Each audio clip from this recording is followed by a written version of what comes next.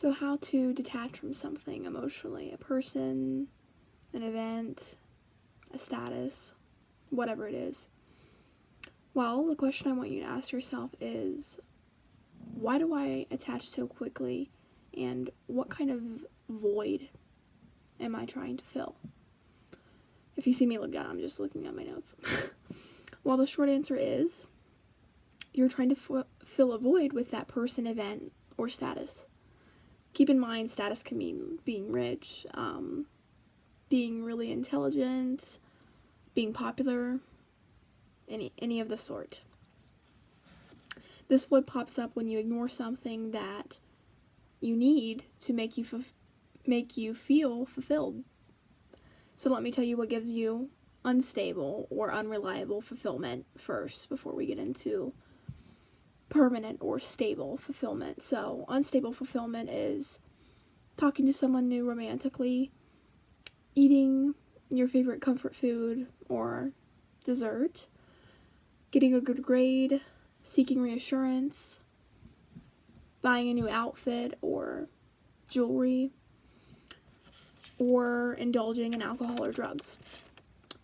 So all of these are kind of like lighting a fire while someone else is simultaneously trying to blow it out, because they never last and they're not reliable, like I said. They're temporary. It's temporary fulfillment. So permanent fulfillment looks like landing a new job, changing your eating habits for the better, joining a sports team or club, or starting a business. All of these, although they're also eventually going to come to an end, all of these are stable, and the sensation of reward or obtaining or experiencing these things does not just up and leave or come and go. It stays.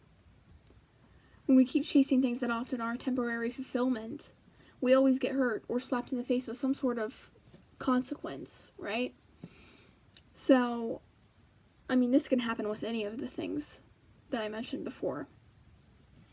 Talking to someone new romantically, given that deep down you know that you're not ready for a commitment.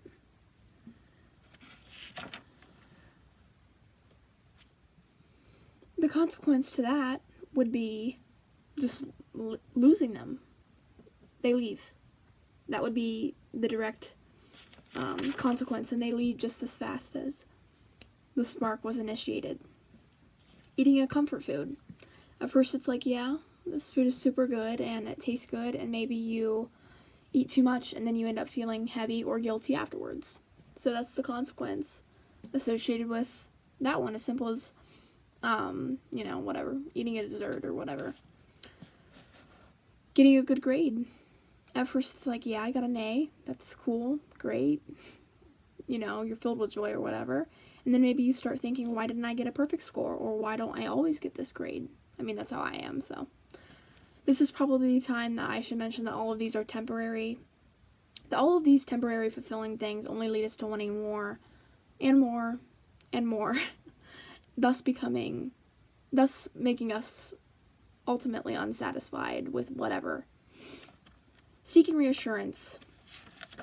Seeking reassurance is a good one for my last video, because it had to do with OCD, specifically HOCD, but seeking reassurance offers this temporary relief that you really just, I don't know, it's really addicting, is the best way I can describe it. And obviously you're never satisfied with how much reassurance you get. You ask for reassurance, or you look and find reassurance, and then your body comes up with something new to be worried about, and you need more reassurance. So, yeah, it's a never-ending cycle. Buying a new outfit.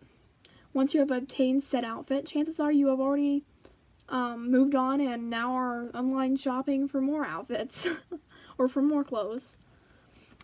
So that one was pretty quick and simple.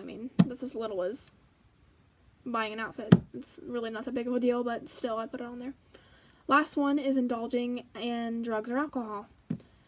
You may not be addicted to the actual taste of beer or the inhalation of smoke, and I can tell you you're not. You're actually addicted to the temporary escape of getting the high or buzz or whatever it is. So with this information, I want to ask you guys to no longer seek out these toxic and unstable forms of fulfillment. because you won't have to constantly keep your emotions in check and detach all the time. You won't have to say, okay, now what? Now I've got to move on. You won't always have to think of a backup plan. You won't always have to want more. It is only when we have been, or suspect to be disappointed, that we have to detach and say, I don't care. Or, shut off your emotions.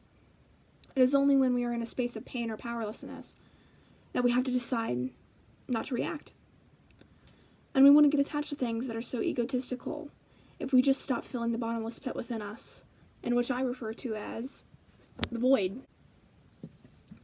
Permanent happiness and opportunities that offer permanent happiness will always be here. They'll always be here. They just stay. They never leave. Things that can only promise temporary joy come and go. Maybe focus less on detaching and focusing more on reattaching to the things that actually matter. So that's the takeaway. Attach to the things that actually matter and detach to the things that don't. And you won't have to constantly think, oh, when are they going to leave? Or when is my next comfort meal going to be? Or think of a new thing and then seek reassurance again. You won't have to do all that if you just simply reattach to the things that you really care about and that you're ignoring, because it takes more commitment to put your energy into things that you are going to enjoy for a long period of time rather than just a temporary relief. So I think that's it. So if you guys have any questions, just email me or DM me. I don't care. It's down below. All right. Bye.